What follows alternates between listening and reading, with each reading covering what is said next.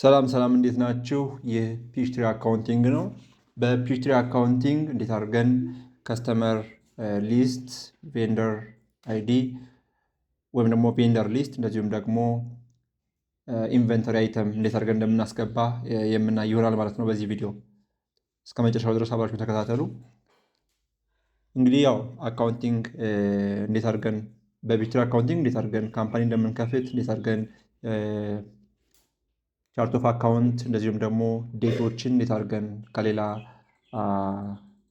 ካምፓኒ ሊስት ላይ እንዴት አድርገን ኮፒ አድርገን እንደምንወስድ አይተናል። ስለዚህ በዚህ መንገድ ኮፒን ያደረግኩት ማለት ነው። ከዛ በኋላ የራሴን እከፍታለሁ ማለት ነው። ከዛ በዚህ መንገድ ይከፍትልኛል ማለት ነው። ከዛ ሜንቴናንስ ውስጥ እገባለሁ። ሜንቴናንስ ውስጥ ከገባሁ በኋላ ቬንደር ውስጥ እገባለሁ። ከዛ ቬንደር ሊስቶችን ወይም ደግሞ ከማን እቃ እንደምንገዛ ሊስት አውጥተን እንመዘግባለን ማለት ነው። ቬንደር አይዲ ገባ፣ ኔም ሀብቴ ገባ። ከዛ በኋላ ኤክስፔንስ አካውንት 5104 የሚለውን እንመርጣለን። ከዛ ሴቭ ኤንድ ኒው እንለዋለን። ከዛ በኋላ አሁንም ድጋሜ ሌላ የሚሸጥልን ሰው እንፈልጋለን።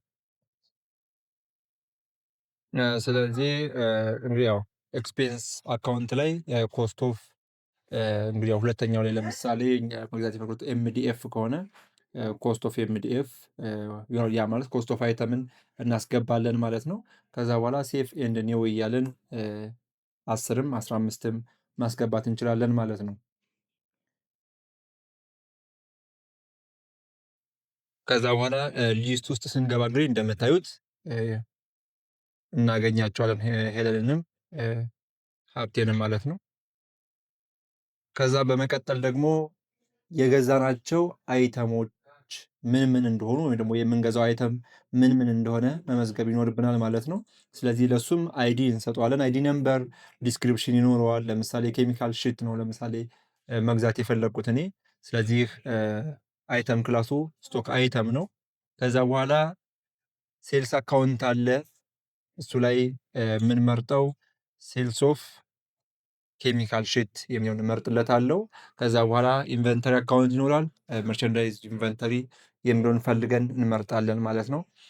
በመቀጠል ኮስት ኦፍ ሴል የሚለው ላይ ኮስት ኦፍ ኬሚካል ሽት የሚለውን ፈልገን እንመርጥለታለን 5104 ማለት ነው። በዚህ መንገድ የመጀመሪያውን ኢንቨንተሪ አይተም መዘገብን ማለት ነው። ስለዚህ ሴፍ እናደርግና ወደ ቀጣዩ እንሄዳለን። እሺ ሌላ ኢንቨንተሪ አይተም እንመዘግባለን። እዚህኛው ላይ ግን ከመጀመሪያው ለየት የሚለው ምንድን ነው? ማስተር ስቶክ አይተም በምንመዘግብበት ጊዜ እንዴት አድርገን እንመዘግባለን የሚለውን የምናይበት ይሆናል ማለት ነው። መጀመሪያ ላይ ያየነውን በሙሉ እንመዘግበው። ለምሳሌ ኤምዲኤፍ ነው ፕሮዳክታችን ወይ ደግሞ መግዛት የምንፈልገው። ስለዚህ እሱን በትክክል እንመዘግባለን መጀመሪያ። ያ ማለት ሴልስ አካውንት 4101 ሴልስ አካውንት 4101 ሴልስ ኦፍ ኤምዲኤፍ። ከዛ በኋላ ኢንቨንተሪ አይተም መርቸንዳይዝ ኢንቨንተሪ ብለን እንመዘግባለን። ከዛ በኋላ ኮስት ኦፍ ኤምዲኤፍ ብለን እንመዘግብና ልክ ይሄ ስንጨርስ አይተም አትሪቢዩት ወደሚለው እንሄድና ምንድነው ሰብስቶክ አይተም እናስገባለን ማለት ነው።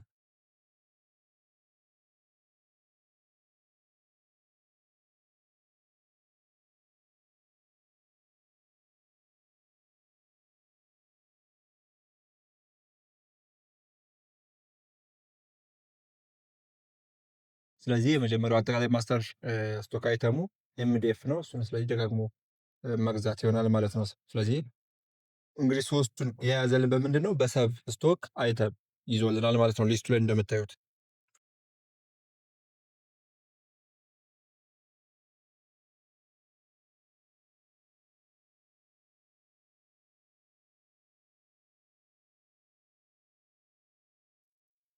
ሶስተኛው ከስተመሮቹን ወይም ደግሞ ፕሮስፔክቶችን መመዝገብ ይሆናል ማለት ነው። ያ ማለት ያስገባነውን ኢንቨንተሪ የምንሸጥላቸው ሰዎች እነማን እንደሆኑ መዘግባለን ማለት ነው። እዚህ ላይ በዋናነት የምንመዘግበው ሶስት ነገር ነው። የመጀመሪያው ከስተመር አይዲ ነው። ሁለተኛው ከስተመር ኔም ነው። ከዛ ቀጥሎ ደግሞ ሴልስ አካውንት እንመዘግባለን ማለት ነው።